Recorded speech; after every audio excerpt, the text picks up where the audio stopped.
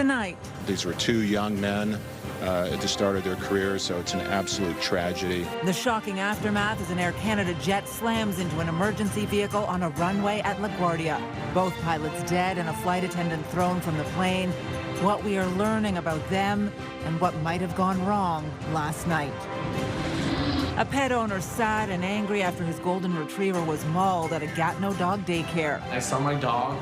I just looked at the guy and I was like, are you kidding me? My dog didn't get bit. Like, he got, bitten to death. Grieving the loss of his service dog in training and looking for answers. And the pay nightmare may not end with Phoenix. Public Services and Procurement Canada shortened the schedule by 3 years to onboard departments to Dayforce. A warning some of the lingering issues faced by public servants could continue even with the implementation of an expensive new pay system.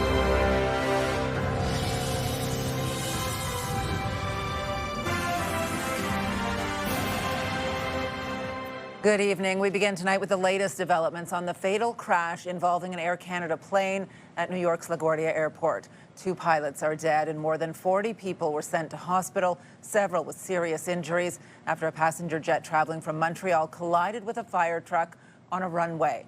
One of the pilots killed has been identified as Antoine Forêt. The co-pilot just identified moments ago as Mackenzie Gunther. CTV's Geneviève Beauchemin has more from Montreal and a warning to viewers.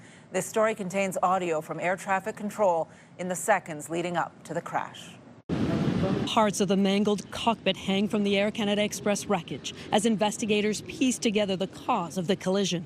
Man, that wasn't good to watch. Chilling audio from the air control tower reveals some of the communications leading up to the crash and its horrifying aftermath. Man, that wasn't good to watch. Yeah, I know I was here. I tried to reach out to my staff, and we were dealing with an emergency earlier. I messed up. No, man, you did the best you could. At around 11:40 p.m. Sunday, a Port Authority fire truck is responding to another emergency. Another plane reporting odor in the cabin. Truck 1 and Company, LaGuardia Tower, requesting to cross 4 at Delta. Truck 1 and Company, cross 4 at Delta. Truck 1 and Company, crossing 4 at Delta. Stop, Truck 1. Stop. Stop, Truck 1. Stop. The CRJ 900, operated by Jazz Aviation, landing at LaGuardia, smashes nose first into the truck of the airport's runway 4. Sadly, the 2 pilots are confirmed deceased, and notifications are being made by Air Canada's care team at this time. One of those pilots was Antoine Forêt from Coteau-du-Lac, Quebec. A flight attendant was found nearly 100 meters from the plane, still strapped in her jump seat that was ripped from the airplane.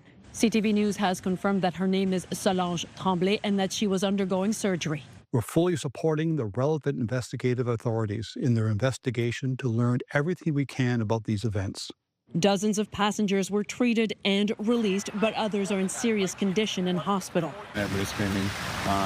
Pretty quickly, we didn't have any directions because the pilot's cabin had been kind of destroyed. So he smashed his face into the seat in front of him, broke his glasses. Sarah Dorner's husband, a professor at Montreal's Polytechnic Institute, was on board. He smelled gas, so he was encouraging people to just slide down, go down the wing. He was there to catch them. Canada's National Transportation Safety Board has also dispatched a team of investigators to assist in the probe.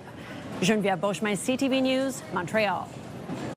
The crash sending shockwaves around the world today as both travelers and aviation experts try to make sense of how this could have happened. CTV's Austin Lee joins us live with more on the reaction here in Ottawa. Austin, what are you hearing tonight? Well, Patricia, shock and sadness, those 2 words really sum up the feeling for many today. We caught up with a retired air traffic controller as well as travelers at the Ottawa International Airport, where this tragedy is top of mind.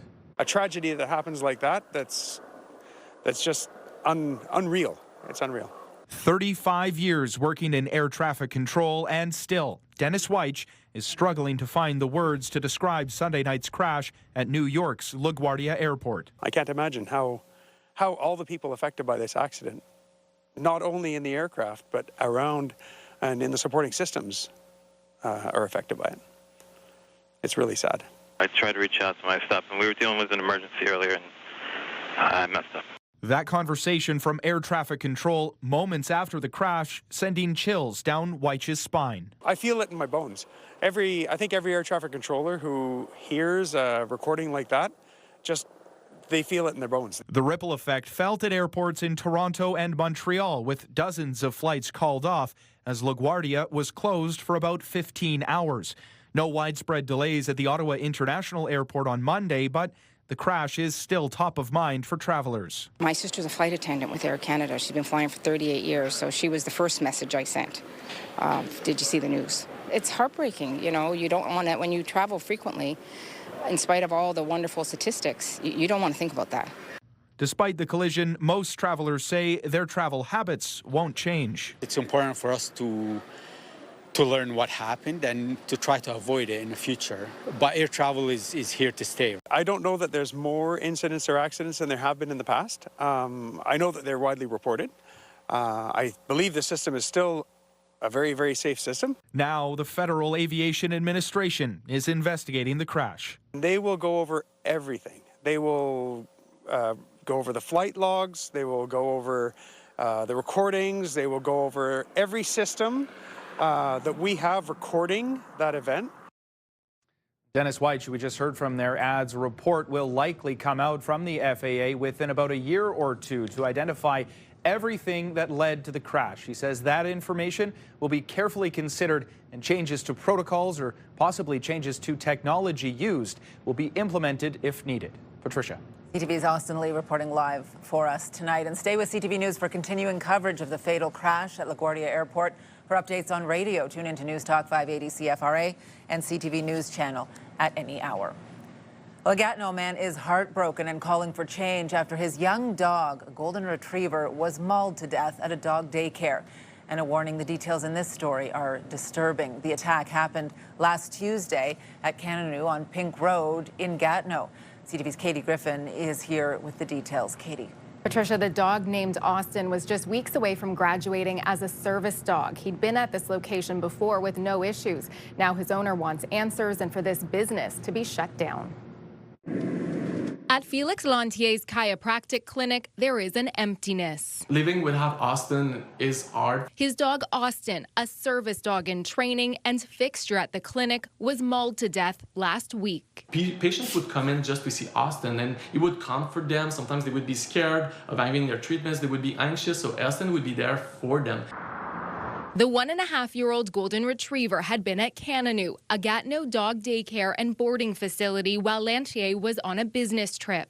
On Tuesday, the day he was to pick Austin up, he received a call that the dog had been bitten. Hours later, he was told Austin had died. The veterinarian told me that it was the worst attack she's seen in 15 years of career. The information I got from the daycare was not what the veterinarian reported to me, so I was really confused. So that's when I opened the bag and I saw my dog. I just looked at the guy and was like, are you kidding me? My dog didn't get bit. Like, he got bitten to death. Like, there were more than 30 lacerations on his body, open wounds. Some were golf ball size. It was crazy. Gatineau police are now investigating and over the weekend went with animal control officers to the property. They confirmed that the dog that attacked Austin was still there and say so far they have been unable to speak with the owner of the business. People have to understand that when police officers and animal control are dealing with municipal bylaw, our powers of intervention are pretty limited. They'll try to dissect the whole story, so that's why we need the cooperation of everybody involved, so the investigators are able to see if there was any negligence of some kind. CTV News reached out to Gatineau for comment and has not heard back. Lantier plans to file a lawsuit. What I'm hoping is that Austin didn't die for nothing. I want justice. I want this place to close down.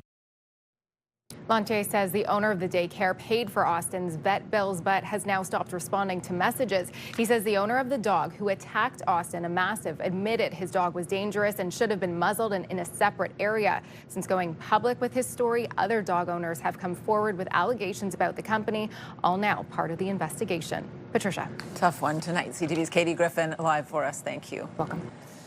Well, a crossing guard is in hospital with life-threatening injuries after he was struck by a vehicle in Barrhaven this morning, and police say the driver fled the scene. The collision happened at the corner of Cedarview Road and Kennevale Drive just after 8 a.m. CTV's Kimberly Johnson joins us now in studio with more on this. Kimberly.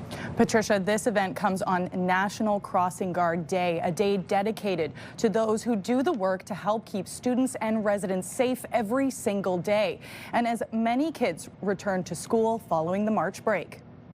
Police carefully combed the street after a crossing guard was struck and taken to hospital with life-threatening injuries in what police say was a hit and run. Leaving the scene of a collision is a serious offense, and we are asking the driver to come forward and speak to our collision investigators.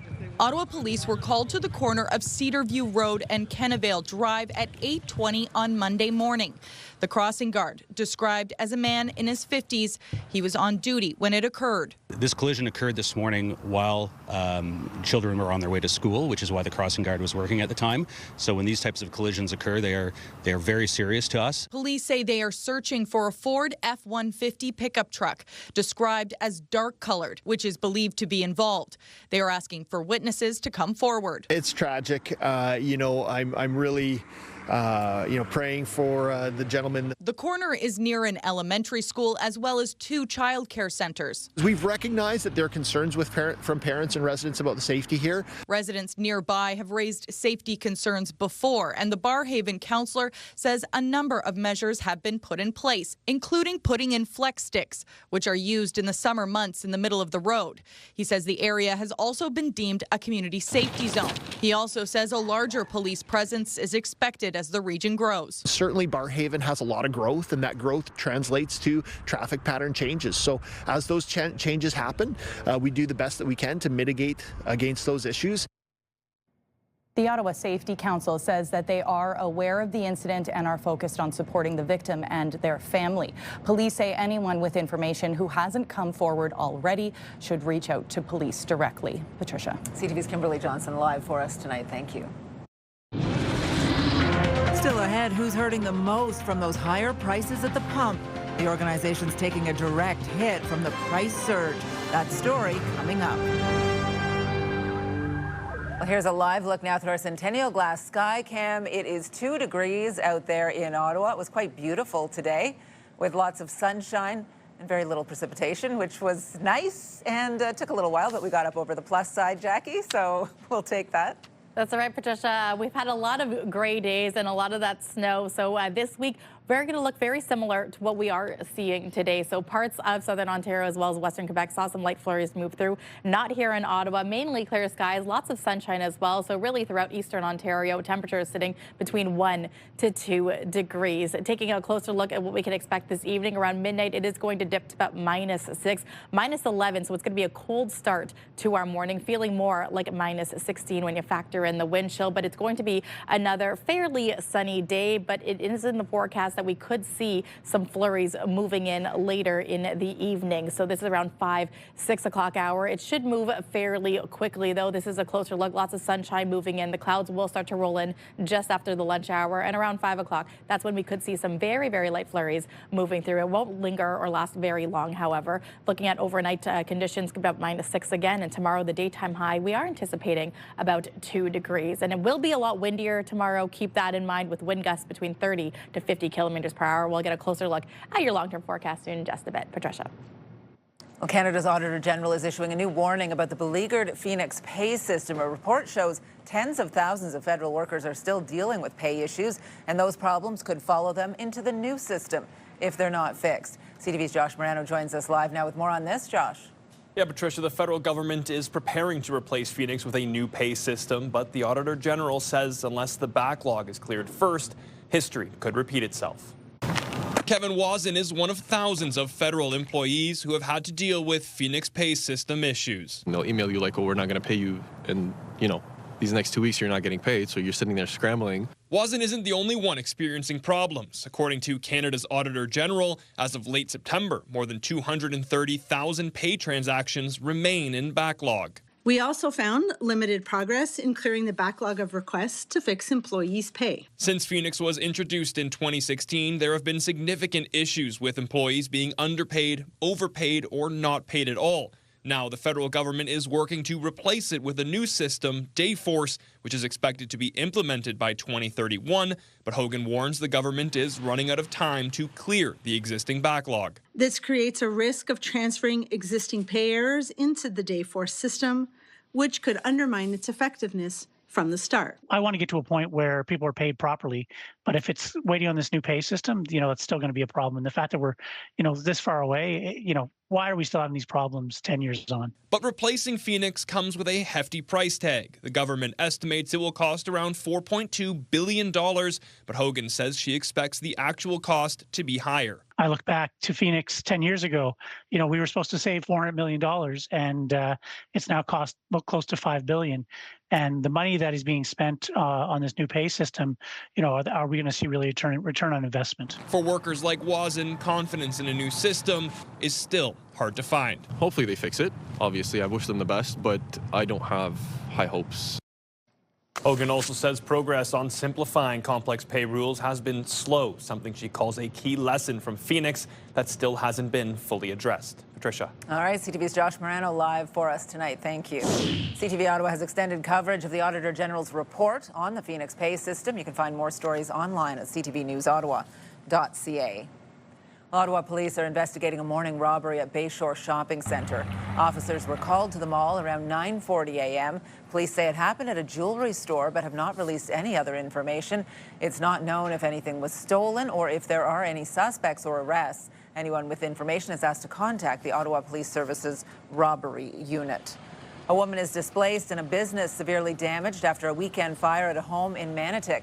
It broke out on Manotick, Maine, near Eastman Avenue shortly before 8 a.m. yesterday. The building has a business on the first floor and a residence on the top. Firefighters told the woman the blaze likely broke out in the kitchen. Her cat died in the fire, and she says she lost most of her belongings. MPPs are back at Queen's Park for the first time in more than 100 days, and the Premier returned to protests and controversy after an extended winter break. CTV's Queen's Park Bureau Chief Siobhan Morris has the details.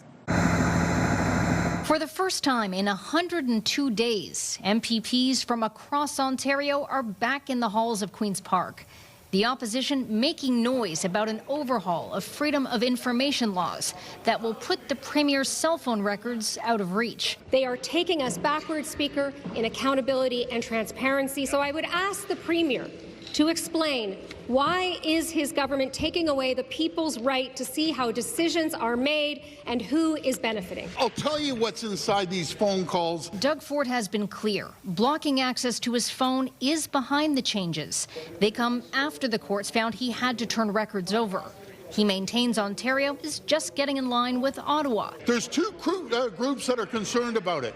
It's the opposition that they should talk to their federal partners, and the media. Everyone else is focused on something else. The Green Party leader calls the Premier's justification hogwash. New Democrats tried to use a speaker's warrant to compel the Premier to share his records, but it's a move that goes nowhere. The ask is non-binding. It's not my decision. I act on behalf of the House, and if the House directs me to issue a warrant, then I would. Liberals argue the Premier's trying to duck accountability on other fronts. After 8 long years, does the Premier really think he can hide from his record of making life harder for Ontario families? Fraser pointed to the front lawn of Queen's Park as evidence. Parents of kids with autism pleading for more supports at home and at school. Without enough classroom help, this mom has had to quit her job to stay home with her son. They have to do better. This is a never-ending fight, and that I'm trying to get Owen into a specialized classroom in the fall, but we're facing barriers, red tape. The education minister says he empathizes. We're going to make sure that we continue on this mission of revamping and re-energizing our school system so that it is the absolute best. Siobhan Morris, CTV News. One of the most significant constitutional battles in decades has kicked off at the Supreme Court. The hearings focused on Quebec's Bill 21, which enforces secularism in the public service, including prohibiting those in positions of authority from wearing religious symbols or clothing while at work. CTV's Mike LeCouture has the details. It's not just a piece of cloth. It's my conviction. For Naveen Wally, this legal fight is personal. The Muslim woman can't pursue her dream of teaching in Quebec because Bill 21 prevents civil servants like teachers from wearing religious symbols.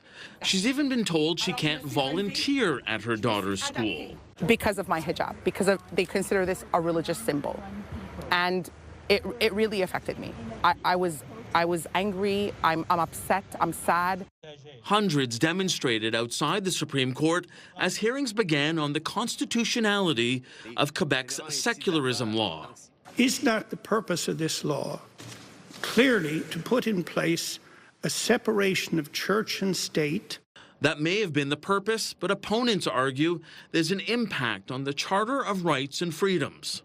It matters because it was always intended to protect minorities from the tyranny of the majority. There's also concern about the preemptive use of the notwithstanding clause. The section of the Charter allows provinces to temporarily override certain freedoms.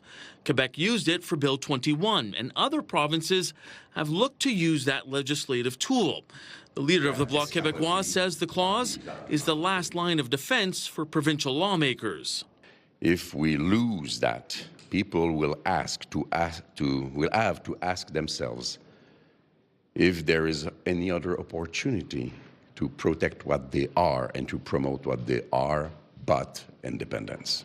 For Wally, it's about the personal independence and freedom. This is for everybody, and this is going to affect generations to come.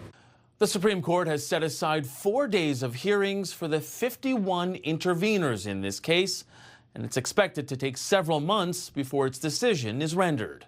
Mike Lecouteur, CTV News, Ottawa. Ottawa's newest music venue is set to open in the Byward Market this summer, and the first slate of shows has been unveiled. What if I run away tomorrow?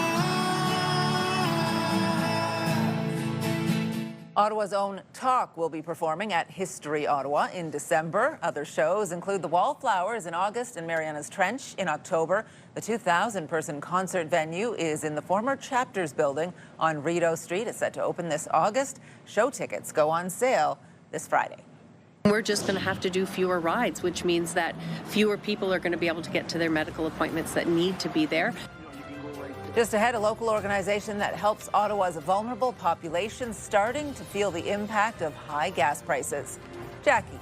Well, thanks so much, Patricia. More sunshine on the way for tomorrow, at least in the morning. But then by the afternoon, clouds are going to start to roll, and the winds are going to also pick up as well. So 7 a.m. in the morning, calm winds. It will be around 2 o'clock hour. We could see gusts between 30 to 50 kilometers per hour moving through. This should lighten up by the time we get into Wednesday morning. So be prepared for a windy Tuesday. Here's a live look through our Centennial Glass Sky Cam. The temperature currently 2 degrees out right now. We are looking towards Gatineau Hills. And a reminder, the sun is setting today at 7:15.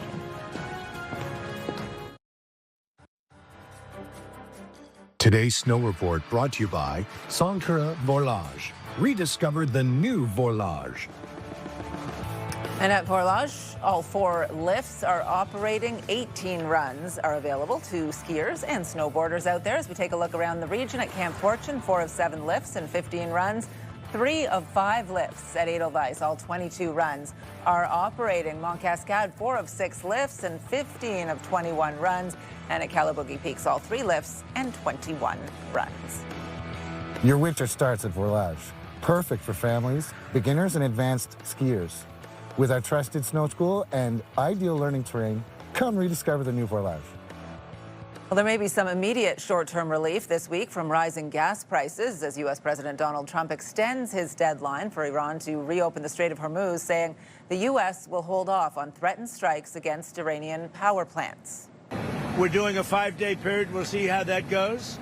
And if it goes well, we're going to end up with settling this. Otherwise, we'll just keep bombing our little hearts out. Trump says the 2 countries continue to talk, but in the meantime, gas prices are still high, and that is having an impact on local organizations. CTV's Dylan Dyson reports. You warm enough, Janet?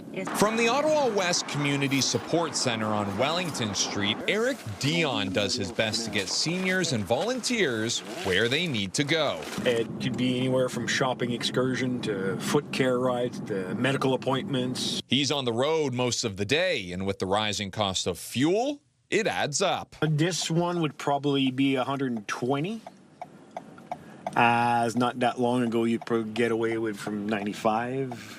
Maybe 100. With 10 vehicles in its fleet, that's extra money the Centre for Seniors and Adults with Physical Disabilities just doesn't have. Probably, I would say we can manage for about a month, and then we're going to have to start to look at other solutions longer term, that we're going to have to increase fees to the seniors who are on fixed income, and maybe provide fewer rides than what we've been able to provide in the past. As of Monday morning, prices at the pumps were just shy of $1.80 per liter. Right now, these are prices that we're seeing at the pumps that have not been really touched until over the past almost 2 years. Gas analyst Dan McTagg is hopeful comments from U.S. President Donald Trump about resolving the conflict in Iran could bring gas prices back down. We have had very, very strong talks. We'll see where they lead. If this does reverse itself and what Trump says turns out to be a bit of a head fake, then we could be looking at $2 a litre come April 15th when we switch from winter to summer gasoline. Prices that high could mean bad news for parts of Ottawa's vulnerable population. We're just going to have to do fewer rides, which means that fewer people are going to be able to get to their medical appointments that need to be there, which ultimately will impact the health of the community and the seniors that desperately need the care that they're getting. Dylan Dyson, CTV News. After more snow and freezing drizzle over the weekend, blue skies have returned to the capital. Lots of sunshine today. Some taking advantage of that good weather to go skating on the refrigerated rink at Lansdowne. Looks like fun. Jackie is here. This makes me wonder if I ever actually wiped off my skates after that last Rideau Canal skater that's just rusting up in a bag somewhere. I should pull them out and maybe try one of those. See if it's there. I mean, you still have some skate, especially for the refrigerated skating rinks. You have a couple of days still because temperatures are sitting below seasonal for this time of year. That's the unfortunate thing, given that it is spring. But hopefully by Easter, things will warm up. Today, 2 degrees is what we saw. That's today's daytime high. Winds also starting to pick up as well. We'll get another day, or morning I should say, of sunshine moving through. Clear skies overnight into tomorrow morning. It is in the afternoon that we're going to start to see the clouds move in. Winds picking up as well. We could start to see some light flurries moving through in the late afternoon, early evening, but it's going to clear very quickly as well into our Wednesday, where we are anticipating mainly clear skies in the morning at least. So for tonight's lows across Eastern Ontario, hovering between -9, -10 degrees. This is going to really be in the early hours of Wednesday morning. Around midnight, temperatures are going to be closer to about -6, -7 degrees. So a cold start to our morning with temperatures feeling closer to -16 with the wind chill, warming up to about 1-2 degrees really throughout Eastern Ontario. And as we compare to our friends across the country now, Fredericton still sitting below freezing as well, -2.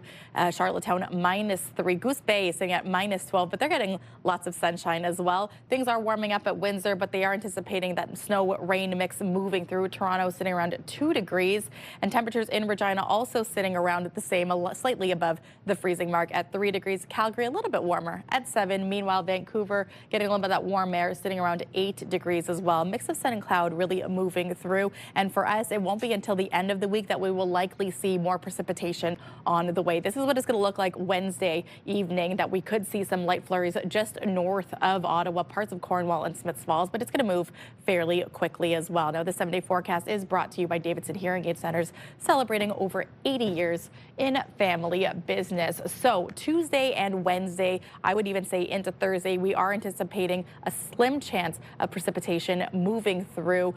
Temperatures are going to be warming up for Thursday to 7 degrees, which will be the warmest of this week. And again, depending on how warm we get, that could determine whether we see that little bit of snow or the rain moving through.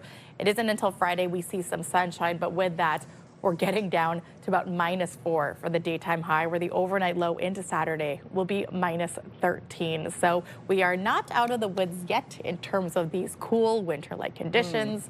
Hopefully, by the time Easter rolls around, we will see some double digits on the positive side. Yeah, I mean, staying positive. There's a 7 on the board. We got a pair of 5s. There's some good stuff happening there. Just, push it up a little bit. Thanks, Jackie. You're welcome. We will definitely do better, and we will be more consistent. Well, just ahead, is the federal government doing enough to investigate suspected fraud in the international student program? We'll share the details of a new Auditor General report. CTV and TSN 1200 want you to be the Myers Automotive Group Team of the Week. Your team could win $1,000 for new equipment, tournament fees, or an incredible team party. Shoot us a quick video uploaded at ctvottawa.ca. Whether it's hockey, ringette, choir, band, or any team in between. Each week, the winning team will join us live in studio at CTV Ottawa at 6 to claim their prize. Enter today for your chance to be Myers Automotive Group Team of the Week. Our popular Team of the Week segment will soon be back. If you want to be a part of our Myers Automotive Group Team of the Week, upload your video to ctvnewsottawa.ca. As we mentioned earlier in the newscast, Canada's Auditor General put out a report today on the Phoenix pay system. She also released one on the federal government's reforms to its international student program, which she says fell short with only a small number of potentially problematic cases being flagged in recent years. CTV's Abigail Beeman reports. Canada's Auditor General says integrity falls short when it comes to the government's revamp of the international student program. What's concerning for me is that the department isn't acting on the information that it has. The report found schools flagged more than 153,000 potential red flag students to the government over 2 years, but the Immigration Department only investigated just over 4,000. And when 41% of flagged students didn't respond to the government, the investigation seemed to end there. We will definitely do better, and we will be more consistent. Overall, a cap on international students worked to drop the numbers. The audit found they dropped much more than expected. This graph shows the projected number of new study permits for 2024 and 2025, and the total actually approved up until September. Separately, the audit found 800 cases where applicants had either used fraudulent information or misrepresented themselves. Most went on to apply for other immigration permits in Canada, and more than half of those were approved. We will be centralizing the investigation. We will be streamlining anyone that is flagged. We will be doing more reporting, and we will be information sharing with CBSA. But the minister wouldn't say how many more investigations would be possible. We've brought too many people into the country too fast for housing, healthcare, jobs to keep up. That has lowered public acceptance for immigration, and frankly, it's just a giant dumpster fire. The immigration minister also said the report only captures the first 18 months of what is a multi-year reform. The Conservatives call that an illusion and say nothing has changed. Abigail Beeman, CTV News, Ottawa.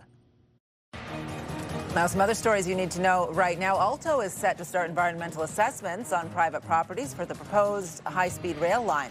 The plan is to run high-speed trains between Toronto and Quebec City, with several stops along the way, including here in Ottawa and in Montreal. But the proposed route runs through Eastern Ontario farmland, sparking concerns from several communities about land expropriation.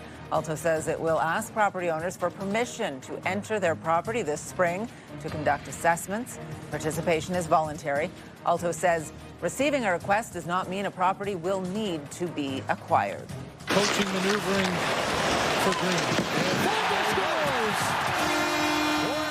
Well, the Sens are on the road tonight after beating the Toronto Maple Leafs 5-2 on home ice Saturday. Tonight they face off against the New York Rangers. The Sens now 3 points behind the Detroit Red Wings for the last wildcard spot in the Eastern Conference. They will take on the Red Wings tomorrow night in Detroit. 2 big back-to-back games. Ottawa, in comes Brianne Jenner. Ball pass to Leslie now. Oh, look here, Leslie scores! Ottawa's Rebecca Leslie securing the overtime win for the Charge, scoring just 12 seconds into the extra frame yesterday, giving Ottawa a 2-1 victory over the Montreal Victoire. The game was played in Winnipeg as part of the league's takeover tour. The Charge's next game is in Seattle on Sunday for an afternoon tilt against the Torrent. The cost has really creeped up on a lot of people, and it's probably one reason that a lot of people don't understand how much they're really paying. Well, coming up, prices for streaming services are going up, but are viewers willing to watch ads to save money? That story just ahead. Get the latest live local breaking news. Sign up now for our morning and evening CTV News Ottawa newsletter. The best local content from CTV News, Your Morning Ottawa, and News Talk 580 CFRA. Get it all in one place. Sign up now at ctvnewsottawa.ca. The CTV News Ottawa newsletter is brought to you in part by CAA Business.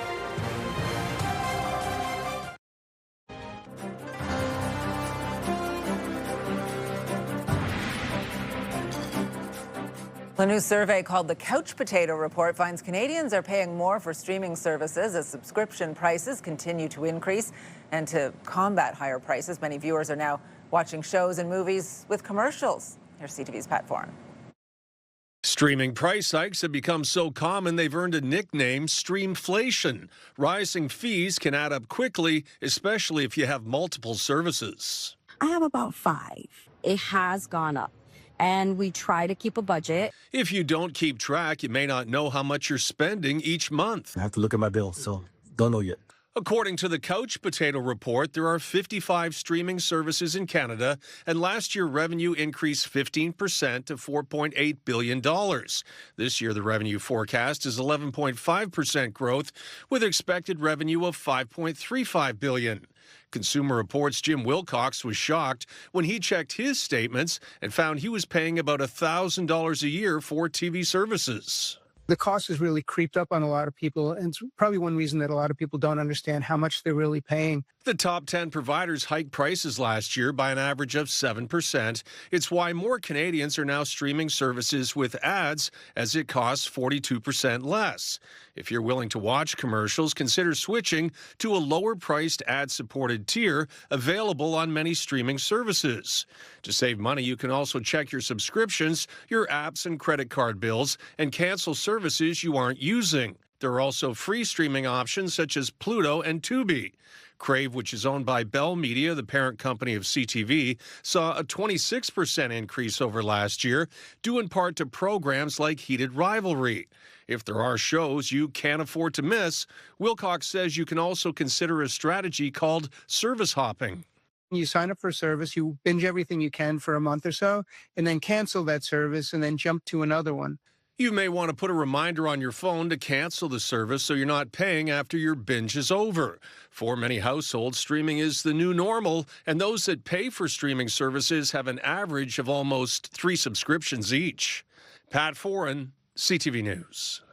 North American markets rebounded today after the U.S. president said Washington talked to Iran about a possible end to the war. BNN Bloomberg's Morella Fernandez has more. The news sent the price of oil into free fall after 3 weeks of climbing higher. At the start of the day, West Texas Intermediate sank more than $10 U.S. a barrel. Energy stocks have been spiking with the key oil shipping route paralyzed by the conflict. Donald Trump says he will postpone hitting Iran's energy infrastructure for 5 days to allow for negotiations. Here are the closing numbers for the day. The Canadian dollar is down to $72.86. West Texas Intermediate dropped over $10 to $88.13. Western Canadian Select is up to $81.91. And the TSX gained 566 points today. Those are your business headlines. I'm Morella Fernandez. Black people were less likely to, one, have a prescription, prescription drug coverage. Well, coming up, a new report highlights the economic challenges faced by women and people of color for access to prescription drugs. Far side pass, and it's an early shot. He scores!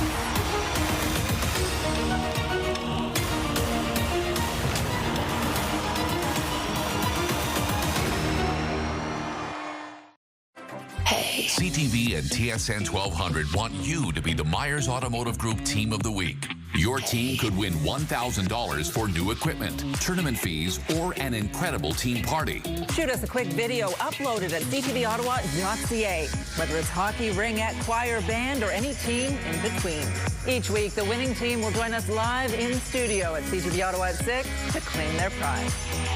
Enter today for your chance to be Myers Automotive Group Team of the Week.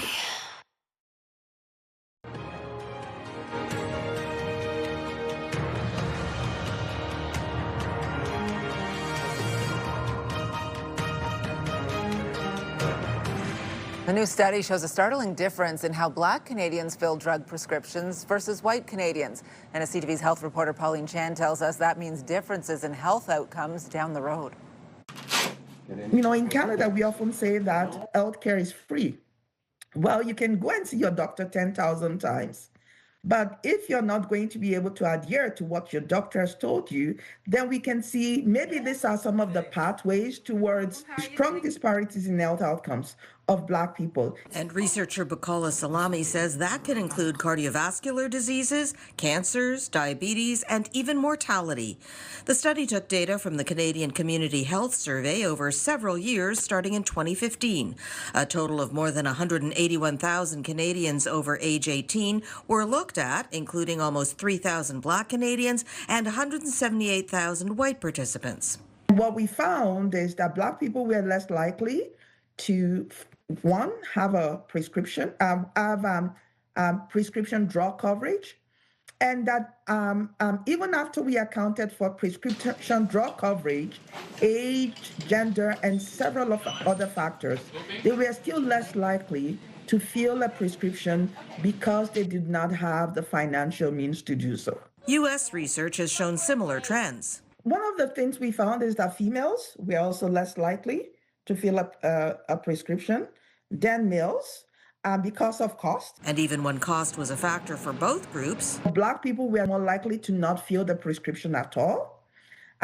White people were more likely to skip doses. The study authors are calling for more equity-based pharmacare coverage and further research to better understand these discrepancies. Pauline Chan, CTV News. Well, coming up, a cat who was a little too curious gets stuck in a tree in Orleans, but the local community rallies to help get him down. We'll have those details on the rescue in just a moment. Jackie. Well, thanks so much, Patricia. We are anticipating some sunshine to return here to the capital for Tuesday as well as Wednesday, but we are likely going to see some flurries, very light, moving through in the early evening. But by Thursday, things are going to warm up to 7 degrees, but we might have to say goodbye to the sunshine. Here's a live look through our Centennial Glass Sky Cam where the sun continues to shine. It's about 2 degrees out there right now. Sunset scheduled for 7:15 tonight. Wonderful shot looking out towards Gatineau Hills on this Monday evening.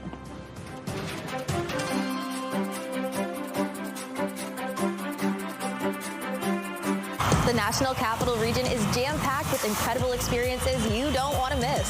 Hey, I'm Tanea Taylor, your iHeartRadio Weekender, powered by Barrhaven Ford.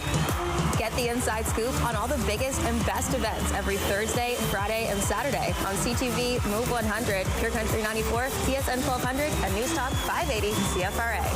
iHeartRadio Weekenders is powered by Barrhaven Ford, Ottawa's newest and largest Ford dealership, and Ontario's #1 Ford EV dealer. Pure Country 94. Losing Texas, I can tell. Ottawa's home for the best country music. Listen for your chance to win $50,000 with Pure Country's big $50K payday.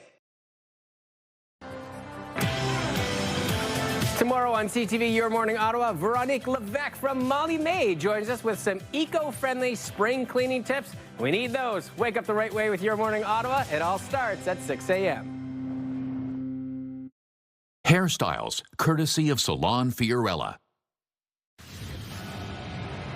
Here's what's on CTV tonight. E-Talk, The Big Bang Theory, Extracted, Memory of a Killer, and The Rookie.